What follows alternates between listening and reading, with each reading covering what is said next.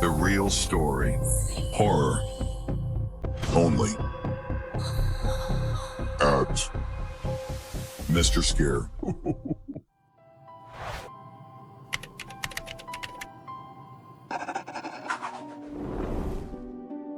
It all started with the roses.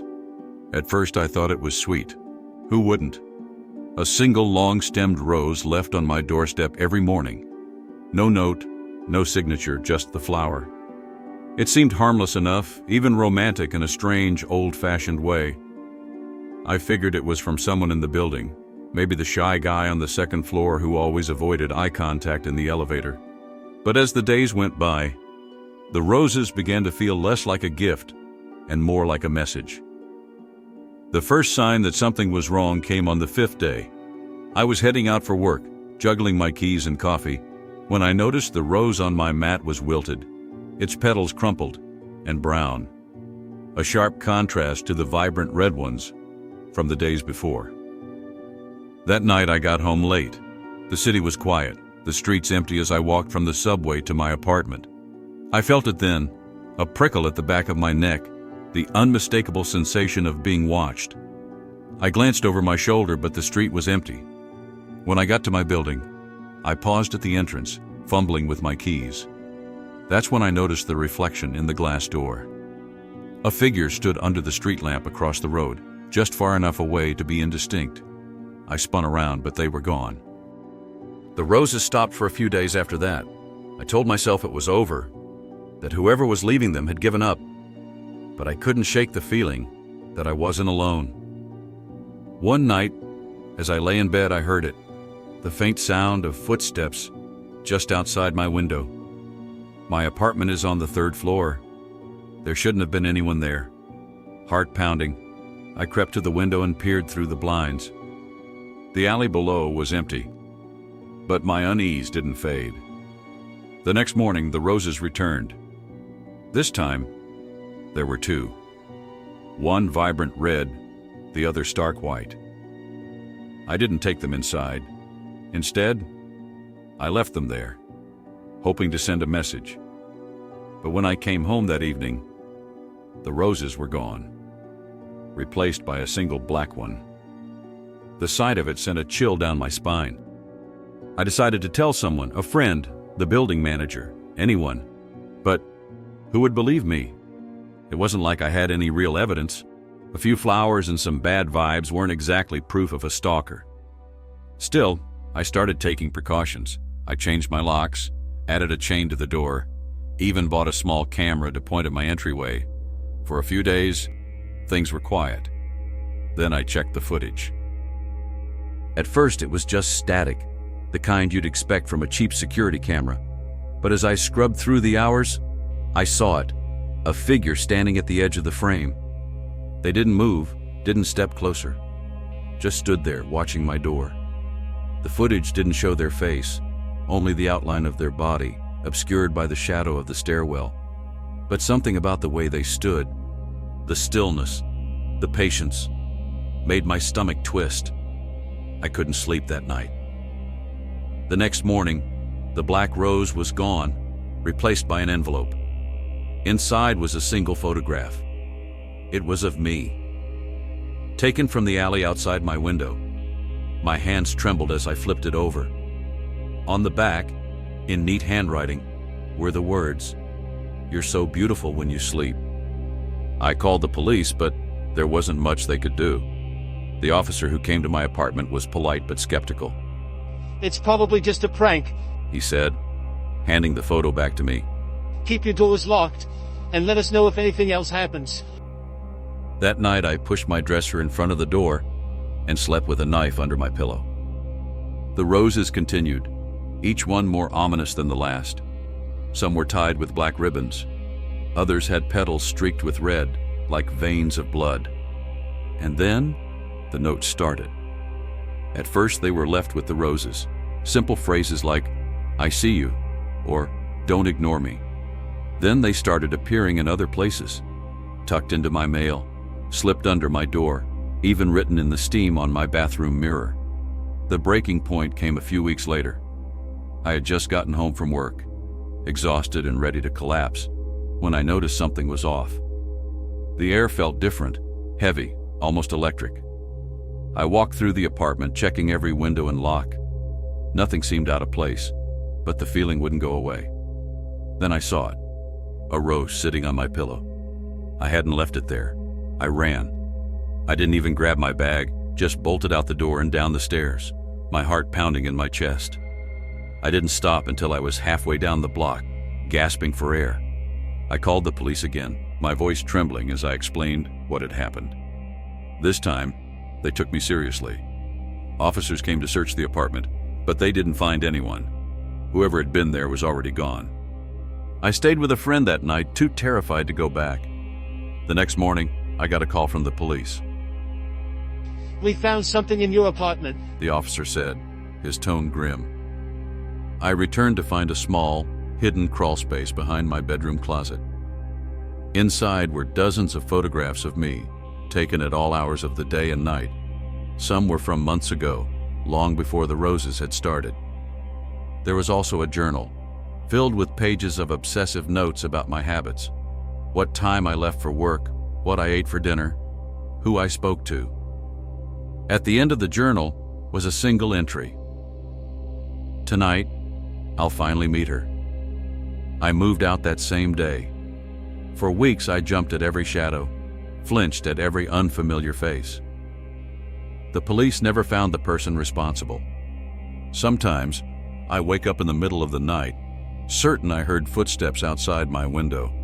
And sometimes, I find myself checking the doorstep, half expecting to see another rose, because deep down, I know they're still watching.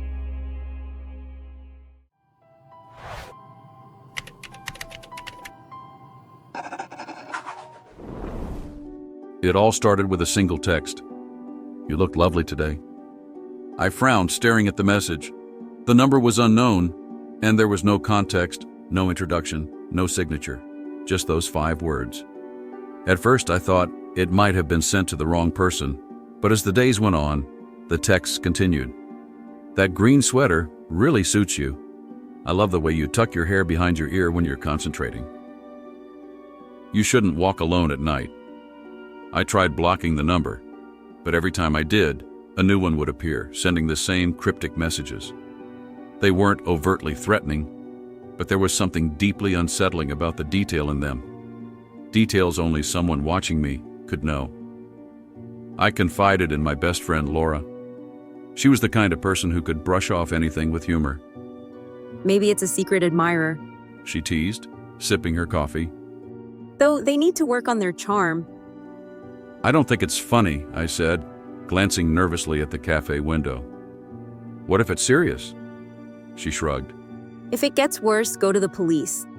Until then, maybe stay off social media. You post everything. You're basically giving them a roadmap. Her words made sense, but they didn't ease my anxiety. I deleted all my accounts that night, hoping it would stop the messages. It didn't. A week later, the texts escalated. "I know you went to the library today. You checked out that murder mystery novel. Very fitting. You're alone at home tonight, aren't you?" That last message made my blood run cold. How could they know? My curtains were drawn, and I hadn't told anyone about my plans for the evening. I checked every door and window, making sure they were locked. But the feeling of being watched wouldn't leave.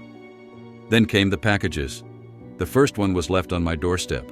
No return address, just a plain brown box. Inside was a single Polaroid photo of me walking to work, taken from behind. My stomach churned. I could see the exact moment it was taken, the slight tilt of my head as I checked my phone. I hadn't noticed anyone nearby. The second package was worse. It contained a piece of my scarf, the one I'd lost weeks ago. I thought I'd misplaced it at a cafe, but now I wasn't so sure. I started noticing a man around my building, a tall, scruffy guy in a black hoodie. He always seemed to be nearby when I left for work or returned home. At first, I thought it was a coincidence, but after the 3rd or 4th time, I couldn't ignore it. One evening, as I walked home, I felt a presence behind me. My pace quickened, and so did the footsteps. I turned abruptly, ready to confront whoever it was. But the street was empty, except for him, the man in the hoodie, standing across the street staring at me. I ran the rest of the way home, my heart pounding. When I told Laura about it, she immediately suggested I go to the police. I lied. The truth was, I wasn't sure what to report. A few creepy texts, a stranger on the street. It didn't feel like enough. The texts stopped for a few days, and I thought maybe it was over. But then, late one night, my phone buzzed. "You shouldn't trust her." I blinked at the message, confused. Was it a mistake? A new number? I texted back for the first time. "Who are you talking about?" The reply came instantly. "Laura." A cold chill ran through me. Why would they mention her? Was it a trick to make me isolate myself, or did they know something I didn't? The next day I decided to confront the man in the hoodie. I saw him standing by the corner store, pretending to browse the magazines. My anger outweighed my fear as I stormed up to him. "Who are you, and why are you following me?" I demanded. He looked genuinely startled. Wait, what? "Don't play dumb," I snapped. "You're always around and I'm getting these texts." Text? He interrupted. I thought you were the one watching me. "What?" My mind reeled. "What are you talking about?"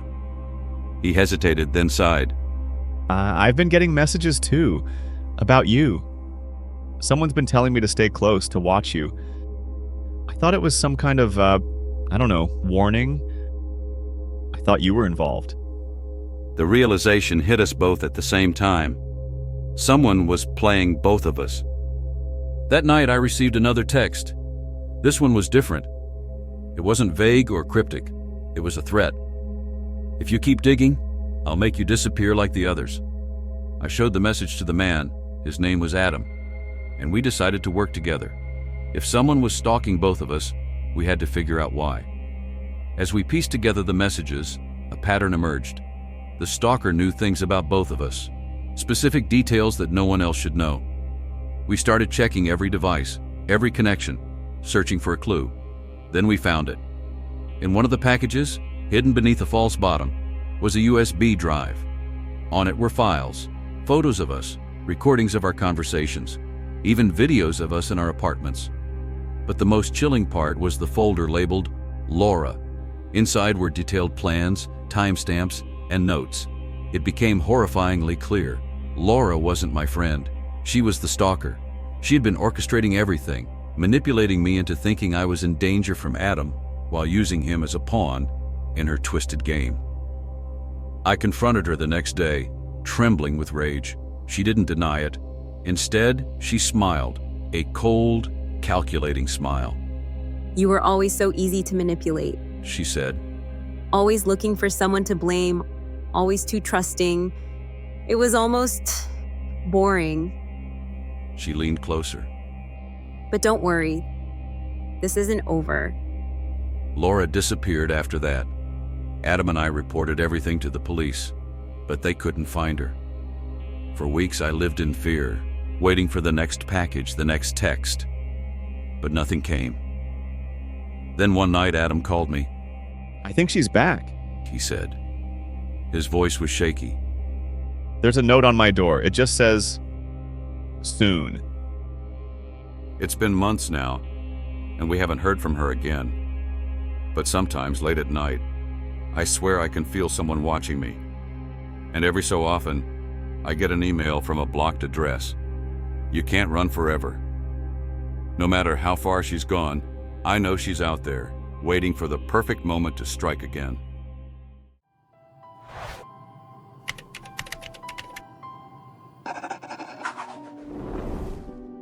I've always preferred walking home at night.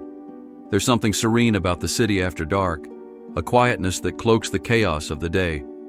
My 20-minute commute winds through familiar streets and back roads, places I know by heart. But one night, what should have been a routine walk became something I'll never forget. It started like any other late shift. By the time I left the office, the streets were nearly deserted. The faint glow of streetlights lit my path as a crisp breeze rustled the leaves along the sidewalk. I adjusted my bag, slid my headphones on, and let my favorite playlist drown out the stillness. It was calming, or at least it was supposed to be. The first sign something was wrong came early. Footsteps, faint but steady, matching my pace. At first, I brushed it off. It's a city after all. People are everywhere. Still, the sound lingered, constant and deliberate. I glanced over my shoulder casually. A man trailed me about 20 feet back, his hood pulled low over his face, hands stuffed into his pockets. He didn't seem in a rush, his pace measured and unchanging. I told myself it was a coincidence, just another late-night commuter heading home. But when I crossed the street at the next light, he followed. I tried not to panic. I crossed again, more abruptly this time. He followed again. A prickle of unease ran down my spine. My heart began to pound, my instincts screaming that this wasn't random. I slipped my phone from my pocket and pretended to scroll, sneaking a picture of him. My hand shook as I angled the camera, but when I turned to snap the shot, he was gone. Gone. I stopped mid-step, scanning the empty street behind me. The chill of the night seemed sharper now, pressing against my skin. Where had he gone? How could he disappear so quickly? A metallic taste crept into my mouth as adrenaline surged. I quickened my pace, each step feeling heavier than the last. The street ahead stretched wide, lit by a string of streetlights. I decided to stick to the main road, hoping the passing cars would offer some sense of safety. But as I approached the window of a parked car, I saw it. His reflection, a shadow, moving in perfect sync with me. I spun around. Nothing. My pulse thundered in my ears. I yanked out my headphones, every sound around me amplified. The hum of distant traffic, the rustle of leaves, and something else. Footsteps. They were faint at first, growing louder as I walked faster. They weren't constant anymore. They would pause when I paused, resume when I moved, deliberate and mocking. I felt the weight of unseen eyes bearing down on me, their presence like a shadow I couldn't escape. Turning abruptly, I ducked down a side street. The lights were dimmer here, the air colder. The rows of buildings pressed closer together, their dark windows like empty, watching eyes. I regretted the choice almost immediately. The footsteps were louder now, heavier, and then they weren't alone. Another set of steps joined in, echoing from the opposite side of the street. My chest tightened as the realization hit me. They were circling me. Panic erupted, and I broke into a jog. My breath came in short, ragged gasps as I rounded a corner, desperate for an escape. I stumbled into an alley, hoping to find a shortcut. Instead, I found a dead end. A chain-link fence towering over me, trapping me like prey. My back hit the cold brick wall as I turned to face the entrance. They were there. The man in the hoodie stepped into the alley, his face obscured in the shadow. Behind him, a woman emerged, her long hair pulled back tightly, her expression sharp and predatory. They stood in silence, blocking my only way out. "What do you want?" I shouted, my voice trembling. "Leave me alone." The woman's lips curled into a cold smile. You shouldn't have come this way. She said, her tone almost playful. I fumbled with my phone, desperate to call for help. Before I could dial, the man stepped forward. Phones won't save you, He said, his voice calm and low, the menace in it unmistakable. I ran. I don't know how I scaled the chain-link fence, but I did. Pain shot through my ankle as I landed hard on the other side, but adrenaline pushed me forward. The sound of their footsteps chased me relentlessly, faster, heavier. Their shadows stretched in front of me, distorted like dark claws reaching out. The alley opened into a construction site, a maze of scaffolding and debris. I weaved through the narrow paths, my vision blurred with tears of fear.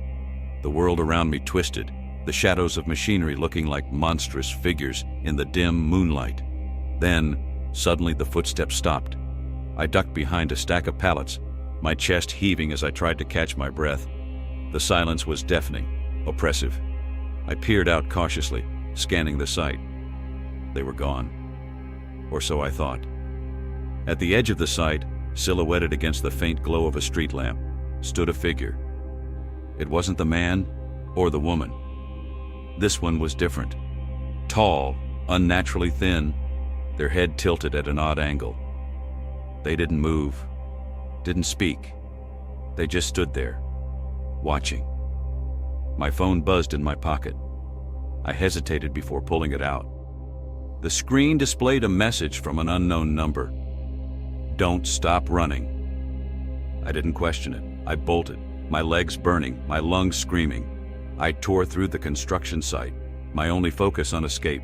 When I finally burst onto the main road, the sight of streetlights and passing cars felt like salvation. I flagged down a cab, collapsing into the back seat. The driver gave me a concerned glance, but didn't ask questions. As the cab pulled away, I glanced out the rear window. The street behind me was empty, eerily quiet. But just as we turned the corner, I saw it. A shadowy figure standing under the street lamp, their heads still tilted, watching me leave. I didn't sleep that night. The silence of my apartment felt suffocating, the walls too thin, the locks too flimsy. When morning came, I told myself it was over. Just a bad night, a nightmare I couldn't wake up from. But as I opened my apartment door to leave for work, my breath caught in my throat. Sitting on the welcome mat was a single black rose. Next to it, a note scrawled in sharp, uneven handwriting. "We'll see you tonight."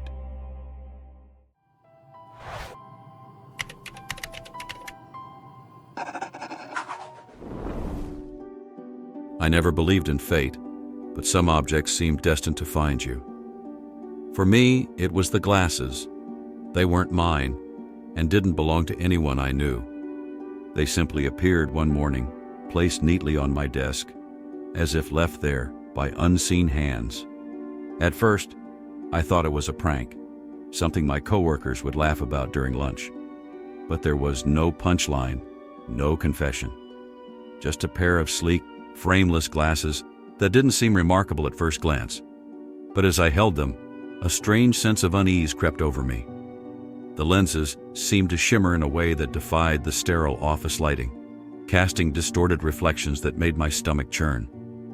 I should have handed them off to Lost and Found, dismissed them as some forgotten accessory. Instead, I kept them, not knowing that those glasses would unravel everything I thought I knew about reality and myself. Hey, nice pair. Mary from finance quipped as she passed by. Secret admirer? I forced a laugh and examined them more closely. The lenses were spotless, unnervingly so, reflecting the overhead lights in a way that seemed off. No note, no explanation, just the glasses. That night, back home in my tiny apartment, I spotted the glasses again while unpacking. There was something magnetic about them, the way the lenses seemed to catch and bend light unnaturally. Maybe it was just exhaustion, but curiosity got the better of me. I slid them on. At first, nothing. The room looked the same, cluttered, small, and mundane. But as I turned toward the window, I froze. A figure stood on the sidewalk outside, looking up at my apartment. A woman, her face pale and serene, dressed in a flowing, light-colored dress. I yanked the glasses off and rushed to the window. The street below was empty. My heart hammered against my ribs as I scanned every corner of the block. Nothing. Just shadows stretching under streetlights. The next morning, the image of the girl haunted me.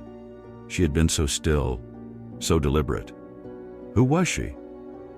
I chalked it up to an overworked mind playing tricks on me, yet part of me wanted answers. Against my better judgment, I slipped the glasses back on before heading to work. This time, she appeared almost immediately. Reflected in a shop window as I passed, her face calm, almost emotionless, as she followed me. Except when I turned around, she wasn't there. I whipped my head back to the glass.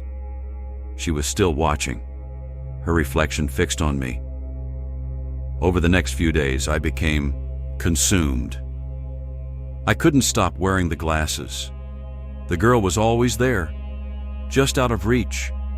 She followed me in reflections, in puddles, in car mirrors, even in the sheen of polished tabletops at work. Her gaze was steady, never angry, but something about her felt like a question I needed to answer. Are you okay?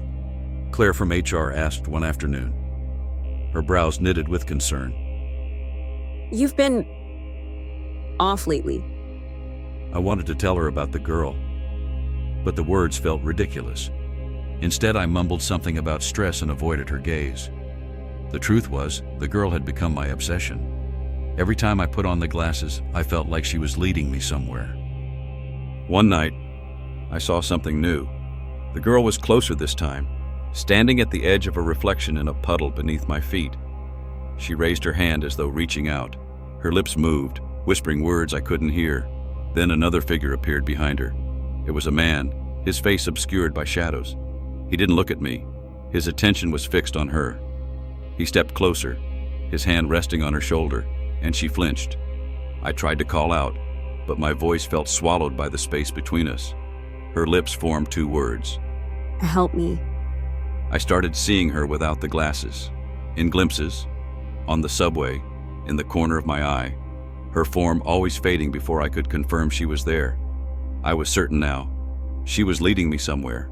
Her whispers became clearer, guiding me through late-night walks in the city, down alleys I'd never noticed before.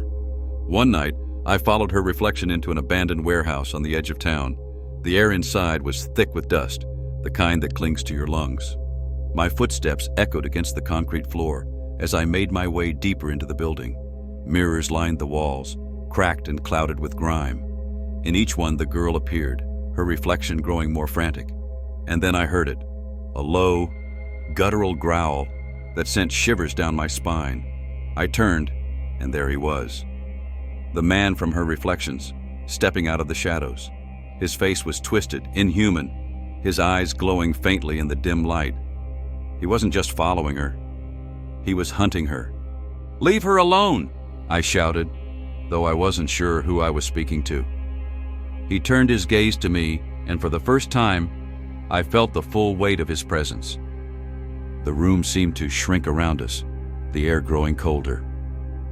The girl appeared again, this time in the largest mirror at the far end of the room.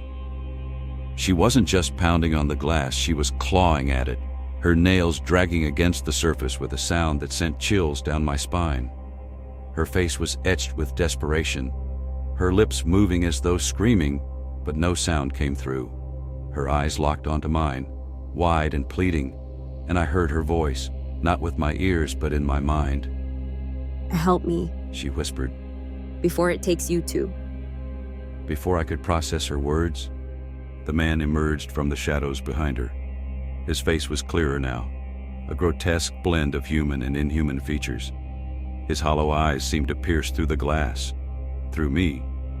He placed one hand on her shoulder, and she screamed silently, her body writhing as though trapped in invisible chains.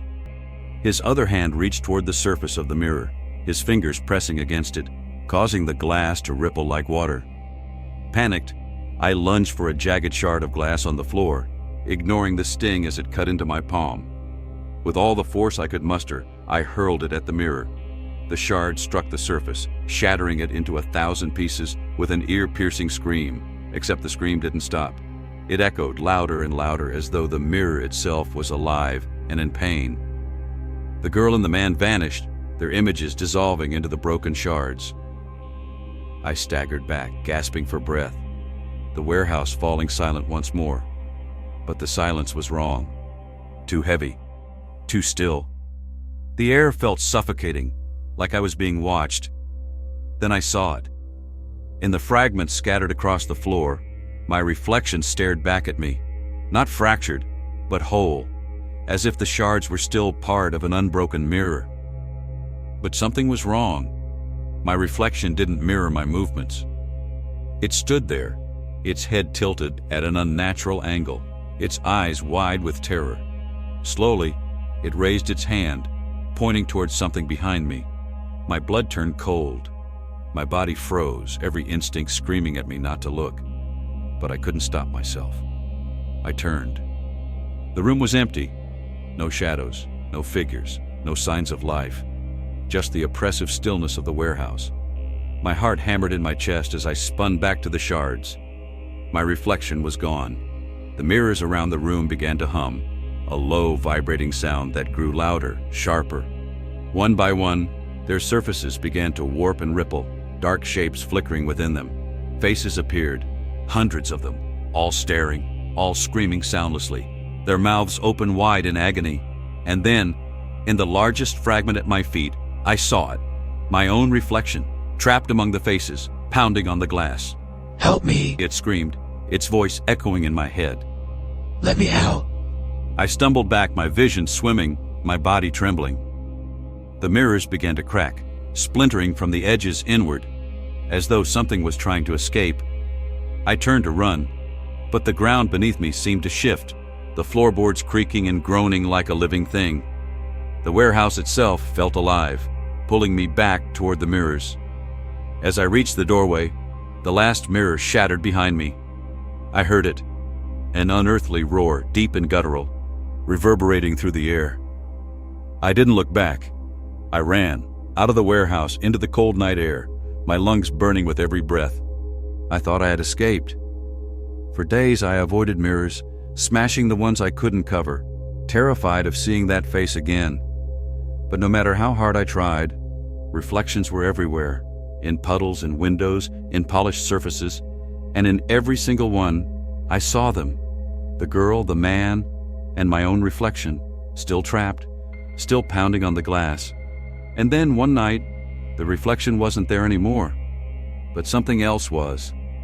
When I looked into the mirror, it wasn't my face staring back, it was his, the man, smiling, waiting. And now, as I sit here writing this, I can feel it, the pull of the mirrors, the hum in the air. They want me back, and this time, I'm not sure I can resist. It's been weeks since that night in the warehouse, but the memories cling to me like shadows I can't escape. I've destroyed the glasses, left the mirrors in my apartment shattered, and even moved to a new place where reflections are few and far between. But it doesn't matter, they still find me, in puddles after the rain, in the dark gleam of car windows, even in the blank black of my phone screen. I see her, the girl who begged for my help, her expression now twisted in something that looks eerily like blame. And worse, I see me, or at least the thing wearing my face. It watches from those reflections, moving when I don't, its smile growing wider each time. Sometimes, when I catch my reflection unexpectedly, it waves. I don't think it's trapped anymore, and I don't think I'm alone.